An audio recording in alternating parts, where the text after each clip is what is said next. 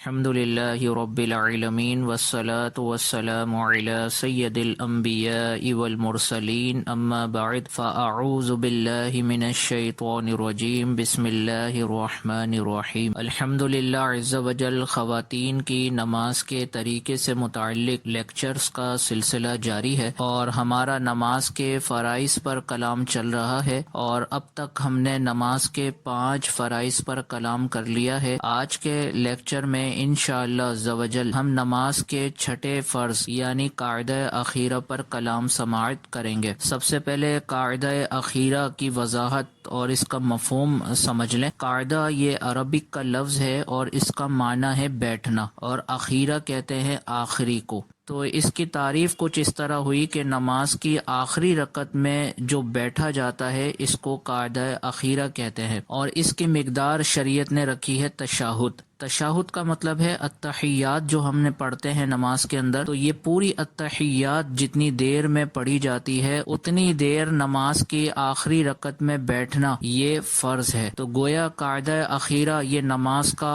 6 فرض ہے، اور اس کی وضاحت ہم نے یہ سنی کہ جتنی دیر میں التحیات مکمل پڑھی جاتی ہے اتنی دیر نماز کے آخری رکعت میں بیٹھنا یہ قاعدہ اخیرہ کہلاتا ہے، اور قاعدہ اخیرہ نماز میں فرض ہے۔ تو اس کا نتیجہ یہ نکلا کہ اگر کوئی قاعدہ اخیرہ نہیں کرتا یعنی نماز کی آخری رکعت میں تشہد کی مقدار نہیں بیٹھتا تو اس صورت میں اس کی نماز باطل ہو جائے گی یعنی ختم ہو جائے گی۔ اس قاعدہ اخیرہ کے مقابلے میں ایک اور لفظ استعمال ہوتا ہے جس کو قاعدہ اولیٰ کہا جاتا ہے۔ تو قاعدہ اولیٰ کا لغوی معنی ہے پہلی مرتبہ بیٹھنا، اور قاعدہ اخیرہ کا مطلب ہے آخری مرتبہ بیٹھنا۔ تو اگر ہم 4 رکعت فرض پڑھ رہے ہوں تو دوسری رکعت میں جو التحیات کے لیے بیٹھا جاتا ہے اس کو قاعدہ اولیٰ کہا جاتا ہے یعنی پہلی مرتبہ بیٹھنا، اور جو نماز کی آخری رکعت میں بیٹھا جاتا ہے اس کو قاعدہ اخیرہ کہتے ہیں یعنی آخری رکعت میں بیٹھنا۔ قاعدہ اولیٰ اور قاعدہ اخیرہ میں فرق یہ ہے کہ قاعدہ اولیٰ میں تشہد پڑھنا یعنی التحیات پوری پڑھنا یہ بھی واجب ہے، اور التحیات کی مقدار بیٹھنا یہ بھی واجب ہے، اور قاعدہ اخیرہ میں تشہد پڑھنا یعنی پوری التحیات پڑھنا یہ واجب ہے، اور التحیات کی مقدار بیٹھنا فرض ہے۔ تو گویا خلاصہ کلام یہ ہوا کہ قاعدہ اولیٰ میں تشہد مکمل پڑھنا یہ بھی واجب، اور تشہد کی مقدار بیٹھنا یہ بھی واجب، اور قاعدہ اخیرہ میں تشہد مکمل پڑھنا یہ واجب ہے اور تشہد کی مقدار بیٹھنا یہ فرض ہے۔ اور یہ یاد رکھیں کہ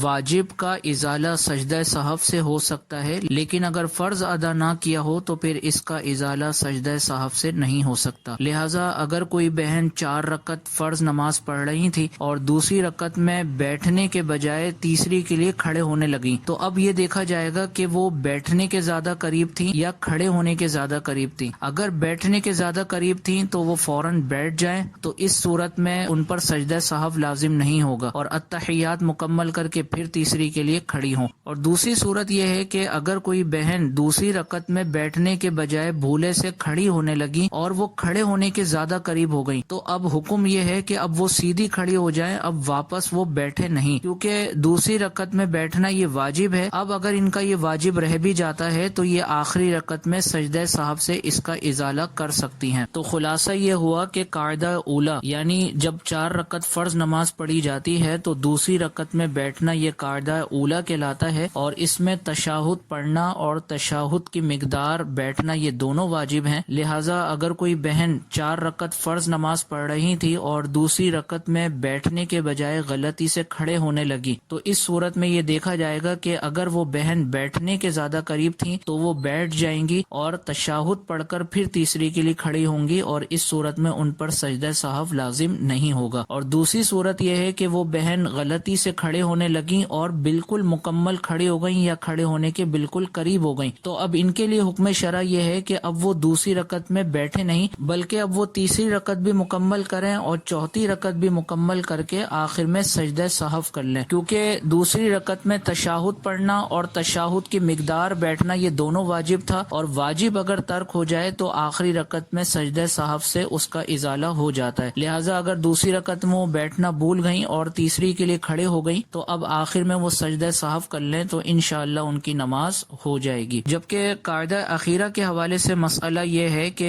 جیسا کہ ہم نے سنا کہ قاعدہ اخیرہ میں التحیات پوری پڑھنا یہ واجب ہے اور التحیات کی مقدار بیٹھنا یہ فرض ہے۔ اب اگر کوئی بہن چوتھی رکعت میں تشہد کی مقدار نہیں بیٹھی تھی اور وہ پانچویں کے لیے بھولے سے کھڑی ہو گئی، تو اب ان کے لیے حکم یہ ہے کہ اگر پانچویں کا سجدہ کرنے سے پہلے ان کو یاد آ جائے تو وہ واپس لوٹ آئیں اور بیٹھ کر التحیات پڑھ کر سجدہ سہو کر لیں تو ان کی نماز ہو جائے گی۔ اور اگر پانچویں رکعت کا انہوں نے سجدہ کر لیا تو اب ان کے لیے حکم شرع یہ ہے کہ وہ ایک رکعت اور ملا لیں، تو یہ تمام کی تمام رکعتیں نفل شمار ہوں گی، یعنی فرض نماز نہیں ہوگی بلکہ نفل نماز شمار ہوگی۔ فرض نماز نہ ہونے کی وجہ یہ ہے کہ چوتھی رکعت میں بیٹھنا یہ فرض تھا، تو اب وہ بہن تو چوتھی رکعت میں بیٹھنے کے بجائے ڈائریکٹ کھڑی ہو گئی تھی، تو چونکہ فرض رہ گیا تھا تو لہٰذا یہ فرض نماز تو اب نہیں کہلائے گی، لیکن ایک رکعت اگر یہ ملا کے پوری 6 کر لیتی ہیں تو اس صورت میں یہ 6 کی 6 رکعت نفل ہو جائیں گی۔ اور تیسری صورت یہ ہے کہ اگر کوئی بہن چوتھی رکعت میں التحیات کی مقدار بیٹھی تھی اور پھر غلطی سے پانچویں کے لیے اٹھ گئیں، یعنی اس سے پہلے والی صورت میں اور اس صورت میں فرق یہ ہے کہ اس سے پچھلی صورت میں ہم نے یہ سنا کہ وہ بہن چوتھی رکعت میں تشہد کی مقدار نہیں بیٹھی تھی اور پھر پانچویں کے لیے کھڑی ہو گئی تھی، جبکہ اس والی صورت میں یہ ہے کہ یہ بہن چوتھی رکعت میں التحیات کی مقدار بیٹھنے کے بعد پھر پانچویں کے لیے کھڑی ہوئی۔ تو اب اس صورت میں حکم یہ ہوگا کہ اگر پانچویں کا سجدہ کرنے سے پہلے یاد آ جائے تو وہ بیٹھ جائیں اور التحیات پڑھیں، سجدہ سہو کر کے نماز کو مکمل کر لیں، اور اگر پانچویں کا سجدہ کر لیا ہو تو پانچویں کا سجدہ کرنے کے بعد وہ ایک رکعت اور ملائیں گی، تو اس صورت میں ان کی 2 رکعت نفل ہو جائیں گی اور 4 رکعت فرض ہو جائیں گی۔ تو اس صورت میں فرق یہ ہوا کہ چونکہ چوتھی رکعت میں یہ بہن قاعدہ اخیرہ کا فرض پورا کر چکی تھی، یعنی قاعدہ اخیرہ میں بیٹھ چکی تھی، تو اس وجہ سے پانچویں رکعت مکمل کرنے کے بعد جب انہوں نے چھٹی رکعت ملائی تو 2 رکعت نفل ہو رہی ہیں اور 4 رکعت فرض ہو رہی ہیں۔ اور اس سے پہلے والی صورت میں یہ تھا کہ چوتھی رکعت میں وہ بہن نہیں بیٹھی تھی تو قاعدہ اخیرہ کا فرض ہی ان کا نہیں ہوا تھا، تو اب ان کے لیے حکم یہ تھا کہ وہ پانچویں کا اگر سجدہ کر لیتی ہیں تو ان کے لیے 1 رکعت اور ملانے کا حکم تھا، تو یہ کل کی کل 6 رکعتیں نفل ہو جائیں گی۔ تو اس مسئلے کا خلاصہ یہ ہوا کہ اگر کوئی بہن چوتھی رکعت میں غلطی سے پانچویں رکعت کے لیے کھڑی ہو گئی تو اس صورت میں یہ دیکھا جائے گا کہ وہ بہن چوتھی رکعت میں تشہد کی مقدار بیٹھی تھی یا نہیں بیٹھی تھی۔ اگر وہ بہن تشہد کی مقدار نہیں بیٹھی تھی اور پھر وہ پانچویں کے لیے کھڑی ہو گئی تو اب اس میں یہ دیکھیں گے کہ پانچویں کا سجدہ کیا ہے یا نہیں۔ اگر پانچویں کا سجدہ نہ کیا ہو تو اس صورت میں واپس چوتھی کی طرف لوٹ آئیں اور آخر میں سجدہ سہو کر کے نماز کو مکمل کر لیں، اور اگر پانچویں رکعت کا سجدہ کر لیا تھا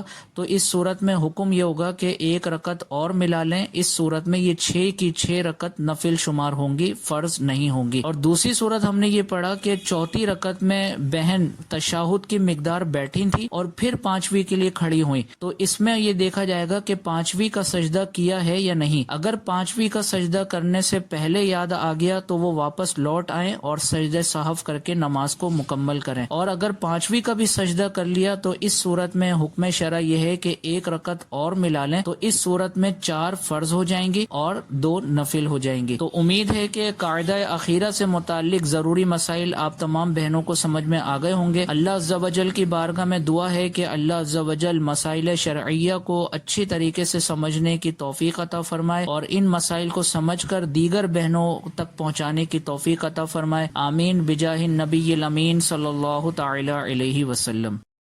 آپ دیکھ رہے ہیں PATF Islamic info YouTube channel. مزید اسلامک ویڈیوز کے لیے ہمارا چینل سبسکرائب کریں۔